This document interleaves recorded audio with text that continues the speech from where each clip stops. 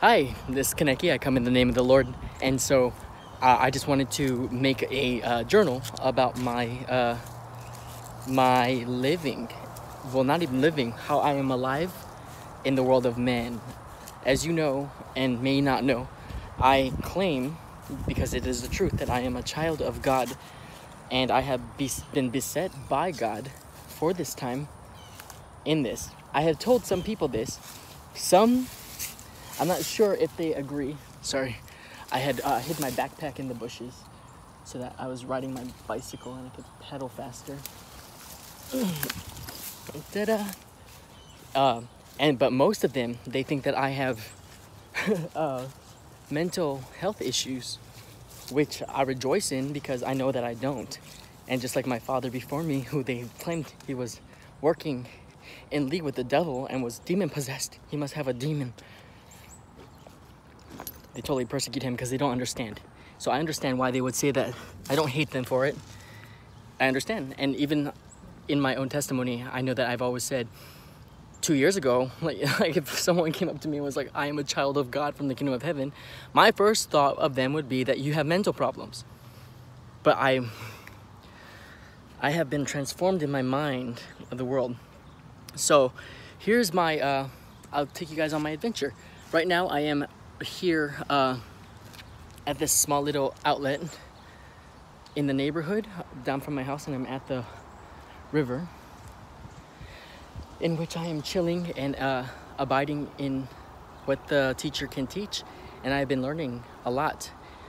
I had just got evicted from a house that I wasn't on the lease on, but I have been living there for 2 years under the leasee's name, and his name is Michael Cassidy. Well, he ended up being a meth dealer and a meth head and a con artist, kind of pathological liar, older guy, heart problems. And that's who I was in league with my work with until right before Halloween. He stole all my stuff. He stole my lawnmower, my weed whacker, my entire livelihood out from under me, and didn't pay me for my time that I had worked according to task. That was 3 months behind, so I had no money, and I've been waiting on a liar to to pay me, so there's no hope in that, right? I don't put any faith in that, but I do remind him that you owe me this money, and when can you give it to me? And he's always making false promises in writing, which I will use against him if I have to take this to civil court, because I did call the police. And I abided by that law, the law of men. And because I respect the process, because that process is still under my father. He has appointed these things to happen. In this, what I have done was I talked to the officer who was doing the eviction. He gave me a time. And so I have cleared out everything and cleaned up the abandonment and mess that Michael had left at this house, in which I was staying up until this point because I'd have nowhere to go and I don't know anybody here. But in this, it's been very exciting because I have learned a great deal. Within maybe about 4 days, I've been on this app called Neighborhood, and it's dedicated to the neighborhood I live in. And I put my plight out to see how the neighborhood would react. And there was 2 people who went to action.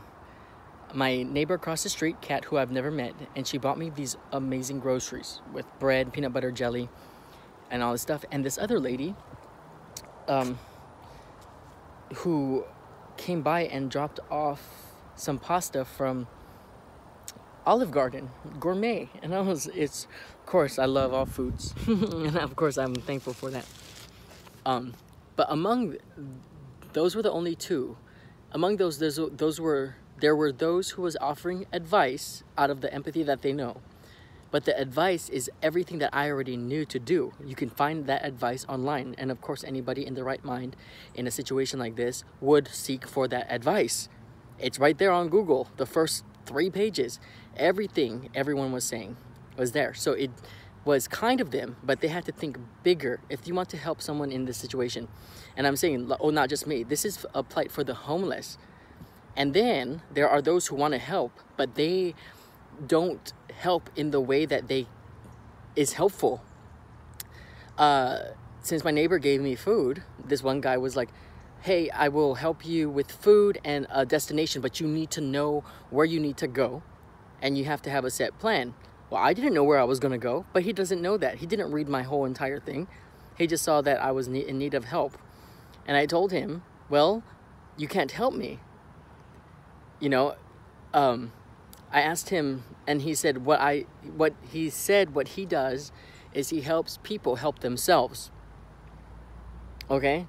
So that is so broad in general. And right now, it's very pinpointed about the situation. There's no help that he can offer. I already got food. I don't need more food. Not at the moment. Not until this food is taken care of and good. So I told him, if you want to help, then leave $20 on my washing machine. Because he was saying he works a lot to provide for his family, and that he doesn't have that much time between providing and work, I guess. So he's going to get off of work at 12 o'clock at night and come by with food if I needed it, which I didn't because I just got a bunch of food. And then if I needed a ride to any destination, he'll take me. But I just need to know what time and where, which I didn't know because, like I said, this has happened so suddenly. So I told him he can't help me. He doesn't know how to help me because he said that he won't give me money. And I said, well, that money would have gone for food, right? After I'm finished with this bread and peanut butter and jelly and tangerines and some snacks that my gracious neighbor gave to me. The guy ended up calling me a dumb, stupid boy that I need to get off the internet and get a job. Take it, this was at 11 o'clock at night. What kind of jobs can you get in one day at that hour? Unless you are already working a late night job, or unless he was encouraging me to be a prostitute. See, like people, that's what I always, and I used to think like that too when I saw the homeless. I'm like, but that thing, I never had money. So I could give what I could. If it's cigarettes, if it's food, I would try to give what I could. And if there was money I would give money. But in the end, nobody, it seemed, wanted to give money. They're so, I don't know what it is, but as they said, it's the love of money, which is the root of all evil. Money is not the root of all evil. Money is the answer for everything. The love of money is the root for all evil. And it's the people who, when you tell them that you have the benefits already that they are offering, and the benefit that you're needing is money, and they say no and then deny you, they're the ones who love money too much. Do you see how that works? It's pretty amazing. That's what I learned. And I was thinking in my head, like, okay, so my plight was very clear about what I wrote, about what has happened, and why I was reaching out to the community in regards for help. And I couldn't understand why some people, it got really nasty at me, right? Very nasty. That some people said that I was a rat. Some people said that I had mental disabilities. Some people said that I was a lazy kid. Some people said it was my fault. Some people were lecturing me about life. Some people were patronizing me about life. And some people were rubbing it in. That guy even told me that when he sees me on the street homeless, he's going to honk his horn to rub it in. When it started with him saying, I want to help you, it ended with him smashing someone who was down back in their face. So I already knew that it wasn't because he wanted to help. There was no graciousness in his heart. It came from only his mouth and mind. And in the end, it's the action, because there's no words. The words can only go so far. It's the action that can be held into the accountability. And so I already knew that with this guy. And that's why when I got more terse with him, because I knew that he couldn't help me, and I even declined his help. When I posted this up so people could read the conversation between me and this guy, so they knew that I wasn't lying. And one of the factors in the beginning of this conversation was that I told the guy, he can't help me because I already got food, But if he wants to help me, then come over and let me tell you my story to your face so that you know that I'm telling the truth, because he was saying that I was a scam artist. He said, it doesn't matter if you're lying or telling the truth. That was the very next words. And I knew right then and there that he wasn't there to help me. Do you see? Like, that's a discernment, a very deep discernment that not a lot of people would muster just from that word. But you cannot put together those who are in truth and those who lie and say doesn't matter, because what if I was lying and then he's going to help a con artist? No, there's no lie in the truth, and I am in truth. So that's why I told him, like, it does matter, and that's why, like, he doesn't know. I said, thank you for your help, but you don't know how to help, so I decline your help. And that's when he said, you are welcome. But the way that he said it, even in text message, I knew it was snide, because if it wasn't, it would be a more deeper level of empathy. He wouldn't just say, you are welcome, when I said I decline your help, and knowing that I need help in a way. And I said, and I told him then, you mean I am not welcome? And he said, and I said, know what you say. And he said, no, I mean you are welcome, and I know what I say. And I said, if I am welcome, then where am I welcome to? You just slammed the door in my face and said, you are welcome. Well, when I posted that, a lot of people took his side. When I say side, I mean they were lecturing me that I was being rude and terse. There's more majority of people stuck in cognitive dissonance about what they think they need to do. And I have the record of this chat that I will post up. So that you can see how it went for word. It's pretty ridiculous. And yes, and they were like, but you are being rude. He offered help and you declined it. And I said, yeah, but he kept pushing me. He kept pushing me that he wanted to help. And those were the 3 ways that he could. And I didn't need those 3 ways. Yeah? It's not that I was like, oh, I only want this way. No, I asked for help. There was a portion for food. Someone already helped in that. There was a portion for advice. Everybody could help in that because it didn't require action. Just some typing and the first 3 pages of Google, which I could do. But of course, I didn't tell them that. Like, tell me something new. I just said, thank you so much. It's a blessing. And the 3rd portion was, yes, to get from A to B, but I didn't know where A and B was yet. Yeah? So for him to be like, I have to know now by tomorrow, who was he but a neighbor? So in actuality, I was telling the truth. Like, he couldn't help, and if he wanted to help, then money is the answer for everything. Set $20 on my washing machine if he doesn't want to just hear the truth and see that I am not a con artist, so that he could stand corrected and repost on top of the neighborhood thing, because he was already jeopardizing my plight for help by saying that I'm a con artist, and some people were saying I'm a rat. I even said that my rent here is $14.50 and I am worth more than $14.50. And someone had replied that I'm a narcissist. And I said, what are you talking about? I'm not a narcissist. All I'm saying is that human life is invaluable. Any human being, no matter if you know them or not, should be worth more than $14.50. Do you see what I'm saying? But they didn't see it like that. They saw me saying, oh, I'm better than $1,450. But what human being isn't? Because we're all miracles of living and being alive right now. And so in regard, I always set the Lord before me in a manner that I know that he's my teacher. I'm being taught by the Holy Spirit. And I'm like, how could for me, it's so plain and simple, right? I have an innate goodness in my heart to do what is good, to know what to do that is right, and to exceed an expectation, to know how to help people when they don't even ask for it, to know what they need, not what they want, and not how I want to give them help. Yeah? Or this is how I'm going to give you help, and you take it. In that regard, just an offset to that, it's like saying, I'm starving right now, and someone says, I can help you. Here is a month of Netflix for free. If I'm starving, I don't need Netflix. If I decline it, the rest of the community will look at you and be like, you declined help? This guy was helping you. But they don't have the wisdom and they don't have the authority. They don't have the knowledge ability. They've never been in this position before. And so I was asking the Lord, like, how can someone be so cold, yet everyone can see them as they are helping and that I'm the cold one? And he decreed to me, contempt is saved up for those who are at ease in life,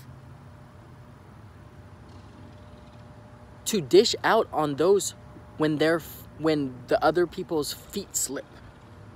I read this in Job, okay? It said, here, let me get this so that it's, but that's what it is. It says, in the thought of one who is at ease, okay? The one who is at ease, so the comfortability. They got the house, they got the water, they got the electricity, they got a place they know they're going to be away from the elements. They know where their next meal is going to come from, and they have a support. It's the comfortability, okay? In the thought of one who is at ease, there is contempt for misfortune. There is contempt for misfortune, okay? So if you're at ease, if you see anybody else in misfortune, there is contempt for that. Do you see? And this contempt is ready for those whose feet slip. Everyone I've talked to is like, we've all gone through hard times. You cannot say that because there are degrees of hard times. People say, oh, you need to, if you're homeless, you need to get off your ass and get a job. These people cannot change overnight. If they go and get a job, they are risking everything, because what they have and own on this earth is not in one little spot under a roof that they have a lock and key. Most of them, like how I just did, I hid my bag in a forest, right? Hoping that no adventurer for some reason or another decides to go on a journey and find it and then take it, because all my stuff is there.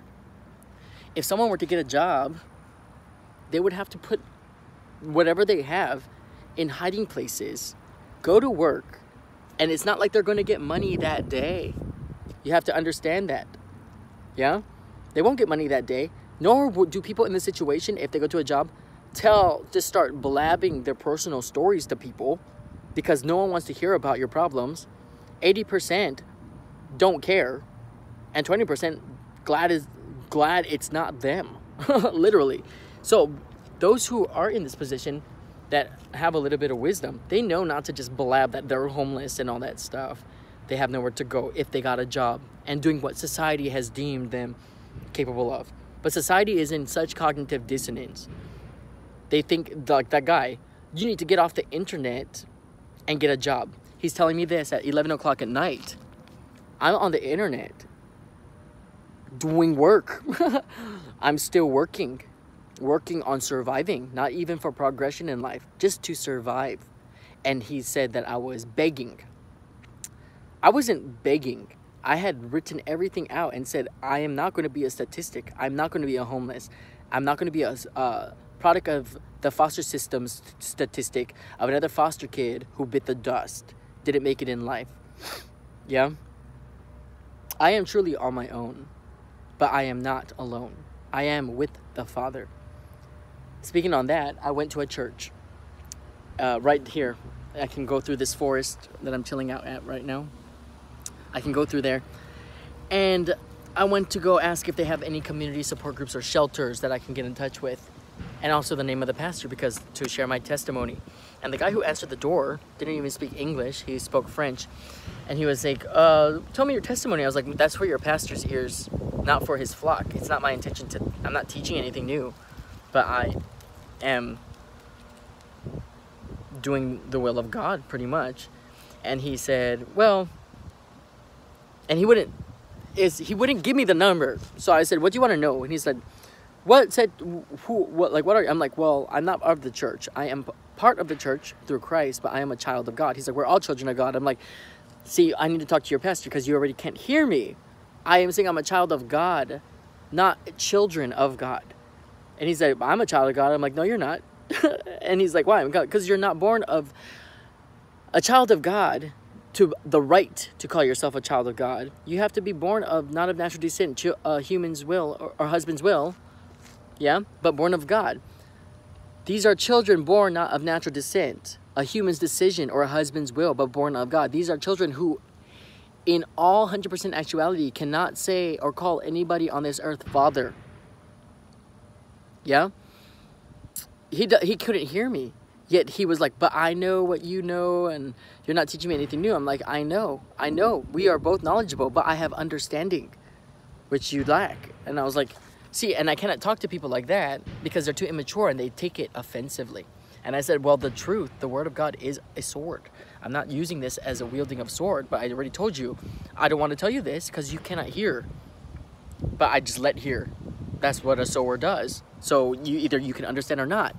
And it kept going and going, and then it was like an hour conversation. I don't have an hour, right?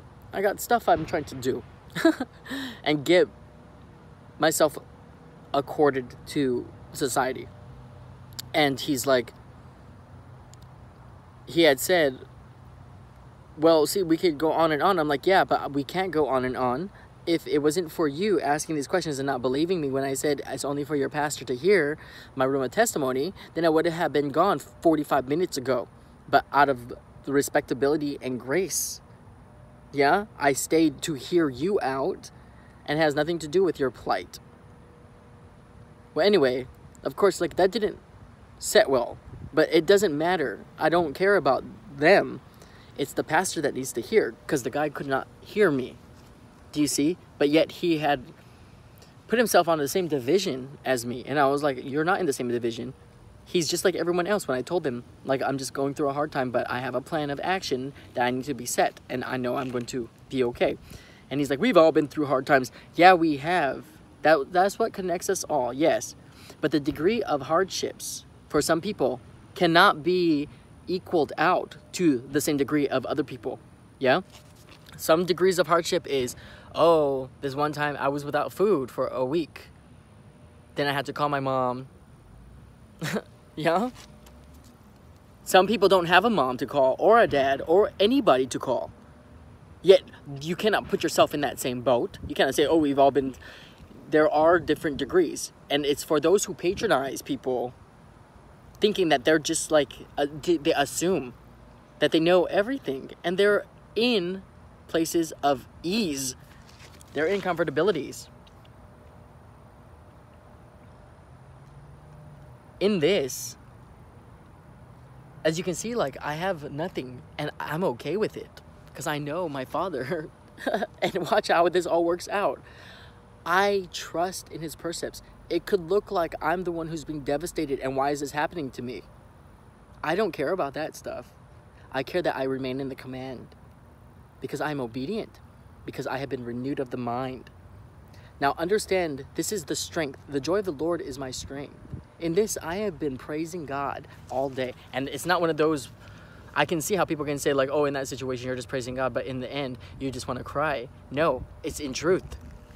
I ain't scared of this. I already know what's going to happen. But anyway, I just wanted to share that, and I will document this throughout the journey. This is day 1.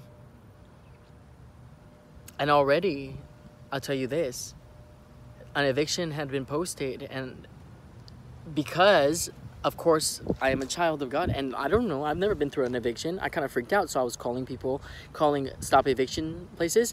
They inspired me with so much fear. Fear that it made me freak out. That was me leading on my own understanding and trusting not in God, but in the will of man. And these are people who help with evictions. They're like, you need to get out of there right now. They'll take all their stuff and throw it on the street. Like, you need to get out of there if there's a posted. That's how they were talking to me.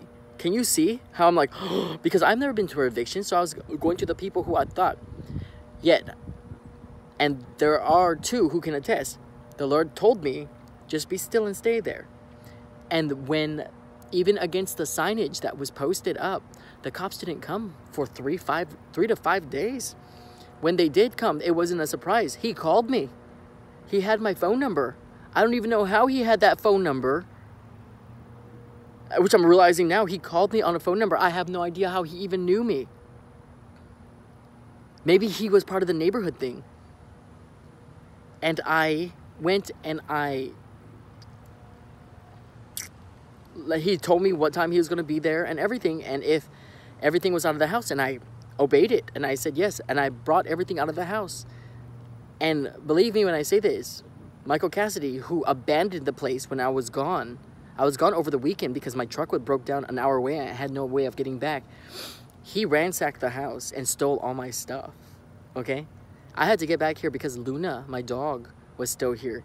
And there was no way that I can lose everything, but if I lose her, then you will see me pissed off. She has been given ward to me. When I got back down here, they got word that I was coming back down in an Uber.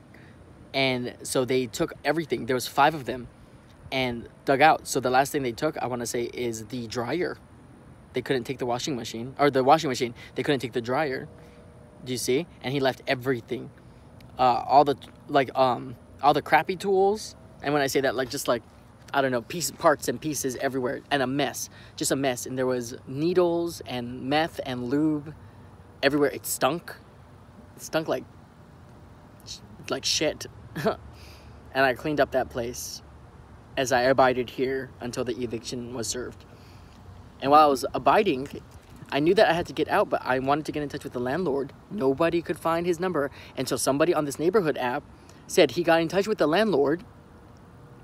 And the landlord basically said that he's not going to accept any money. He's going to clean up the place and rent it out to someone who has good credit. That's what the guy said. And I said, could you please give me his number? And he said, I am not at the disposal to give you his number. Do you see how weird that is? When he said that, I was like, my spirit was like, he's lying.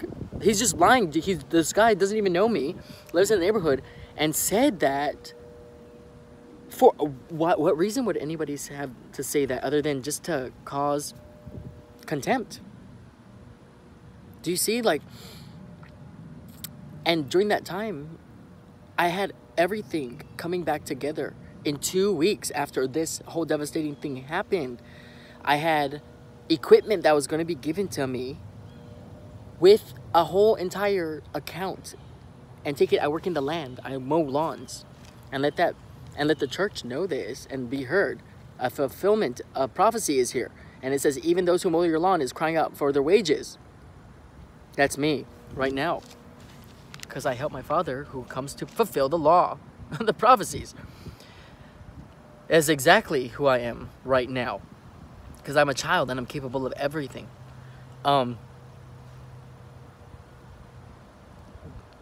guy was like, yeah, why would he help? Because he has contempt. He was just waiting to see someone whose foot slipped, and there's contempt there.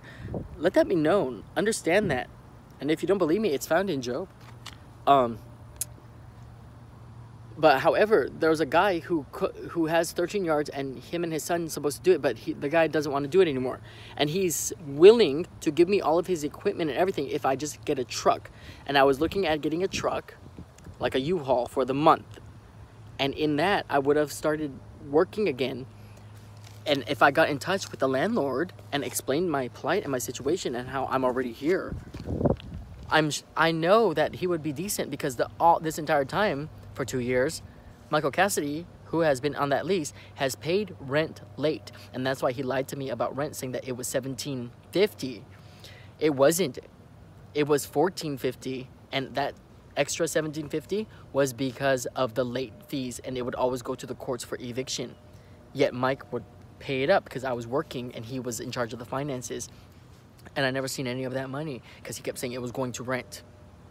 Do you see how that worked? Like, he was conning me this whole time, and which I knew, but I'm American, you guys, and stuff like that too. You are innocent until proven guilty. So yes, of course I told him, I know you're lying, but until my statutes of limitations for 6 to 9 months came up, I wasn't going to be like, I'm going to threaten you with the court. Do you see? Most people would have already been threatening and trying to get their money. No, I trusted in the Lord, and I trusted and abided by the rules because I'm obedient. Not everyone can say that. even against my own nature, which I knew. And I wanted to, in my man mind, rip his head off. Self-control is a fruit of the Spirit. And patience has finished its perfect work in me. So this is day 1. I'll make this video half an hour. And I will continue doing this until, yeah. Thank you for following my journey.